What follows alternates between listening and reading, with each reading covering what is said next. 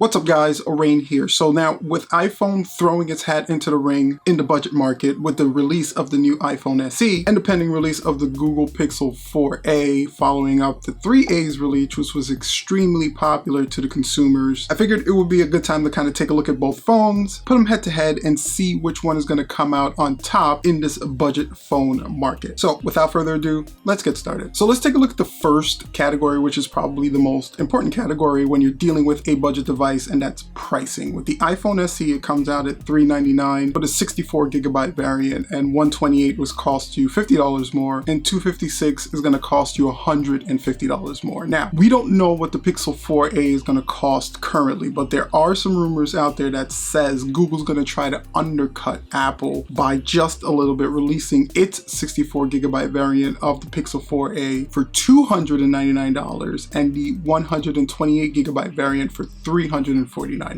Now, if this is true, this is a huge thing, and Google's going to definitely undercut Apple on that pricing. Pricing plays such a huge role when you're dealing with the budget phone market. That's the reason people are buying budget phones, because they're cheaper than the flagship phones. If they can get a really great device that functions properly at $299 versus spending another $100 on it, it definitely makes sense to the consumer. I think Google, if they're able to hit that $299 price point with a $349 for the 128GB variant, that's going to be a big boost for the Pixel 4a in the market and offer some really intense competition for Apple to kind of match going forward. Now, when both phones match up design-wise, again, we're going off the rumors and leaks that came out about the Google Pixel 4a. With the iPhone SE, you're basically dealing with an iPhone 8 body with some internals. That actually bodes pretty well for Apple in two retrospects. One, the quality of the material you're getting is actually going to be a little bit better than the Pixel 4a, because with the iPhone 8 or the new iPhone SE body, you're dealing with an aluminum frame with a glass front and a glass back, of course. Right? With the Google Pixel 4a, if Google follows suit with what they did with the 3a, you're going to get a plastic built phone. So the materials on the iPhone does seem to be a little bit better than the 4a is going to be, but the 3a wasn't a badly built phone, so I don't expect the 4a to be badly built at all. It actually felt really good in your hands. It felt like a premium lightweight device. It didn't feel cheap at all. But if you're going strictly by material wise,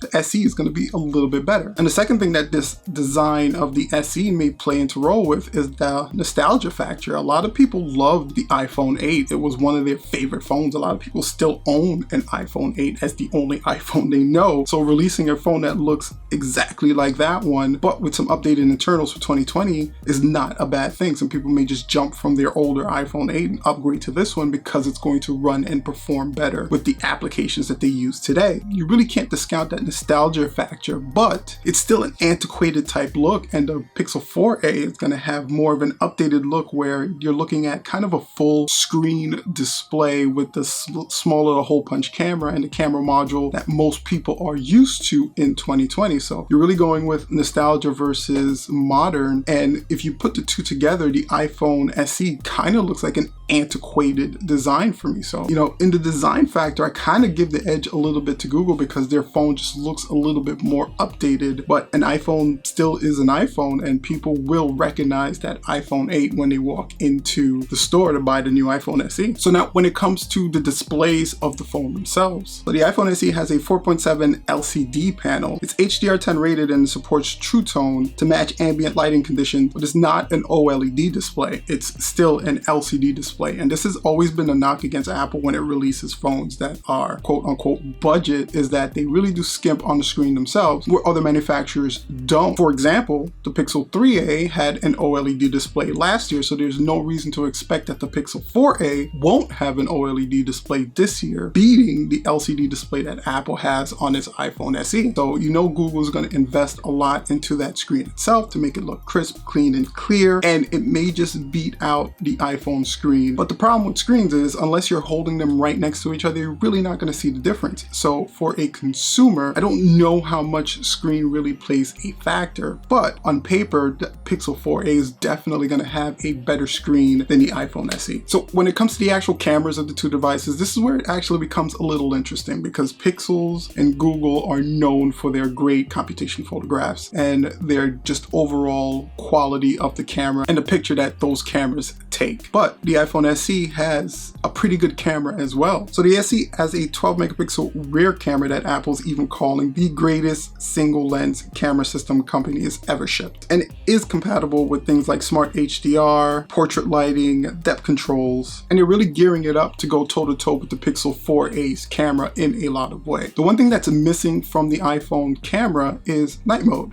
That's completely missing from that phone. So that's where Google may have a secret weapon up its sleeve, because Google's Pixel phones, even the Pixel 3a, had night sight, and that is basically a really great nighttime shooting mode for their camera. And there's no doubt that cameras have become one of the most important things in a mobile device, and shooting in low light has become an important factor in a lot of consumers nowadays. So the ability to actually take really great nighttime pictures is going to play a benefit for a lot of people, and it may sway them in one direction versus the other. And because this is a budget device, the night mode doesn't even have to be that great. It just has to be available, and having the Google Pixel 4a have that night sight option where the SE doesn't, that's just one more notch in Google's belt over the iPhone. And it doesn't hurt that some early reviews or some early leaks of the Google Pixel 4a's camera are saying that it's basically like a flagship level camera on a budget level phone. So I know iPhone is really in for a big battle when it comes to camera wise, but I think Google's going to kind of edge it out just a little bit with that additional feature that a lot of people are looking for. Now, when it comes to performance wise, Apple has kind of a huge advantage here because it's rocking the A13 Bionic chip, slightly underclocked, but it's basically the same chip that was in the iPhone 11, optimized for their iOS system, and Apple does a fantastic job of always optimizing their phone. So this phone is going to be smooth, it's going to be